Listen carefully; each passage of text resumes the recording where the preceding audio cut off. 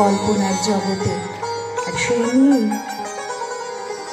এই আনন্দ আয়োজনে রয়েছে বই মেলা, আমাদের সকলের অনেক স্মৃতিতে সাজানো, আমাদের ভালো লাগা ভালোবাসায় সাজানো আগরতলা বই মেলা। শুধু দর্শক মণ্ডলী, আপনারা উপভোগ করছেন দলাই লামা মঞ্চ থেকে 43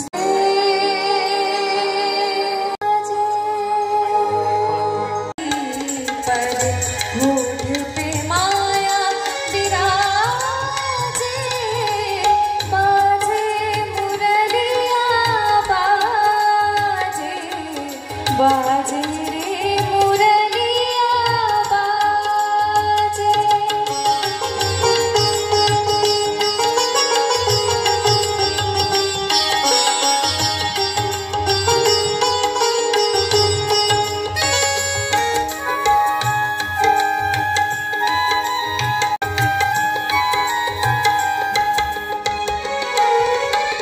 हरे हरे बास की बनी मुरलिया, हरे हरे अंगूरिया मरम मरम को छुए अंगूरिया, चंचल चतुर अंगूरिया जिस पर चंचल बाजे मुरलिया बाजे, बाजे रे मुरलिया बाजे।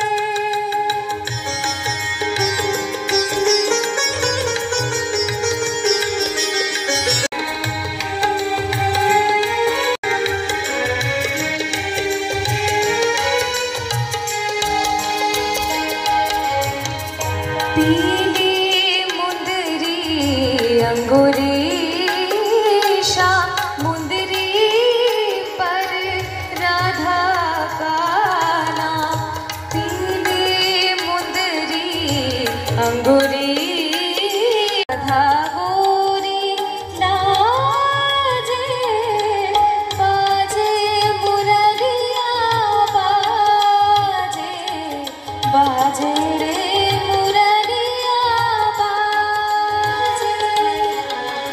अधर धरे मोहन मुरली पर, अधर धरे मोहन मुरली पर, होठ पे माया विराजे, बाजे मुरलिया बाजे, बाजे रे मुरलिया बाजे, बाजे रे मुरलिया बाजे, बाजे रे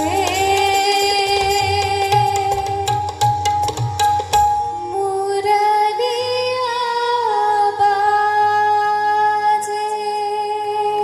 একটা জোরে হাততালি চাইবো ঝুমুর সূত্রধরের জন্য।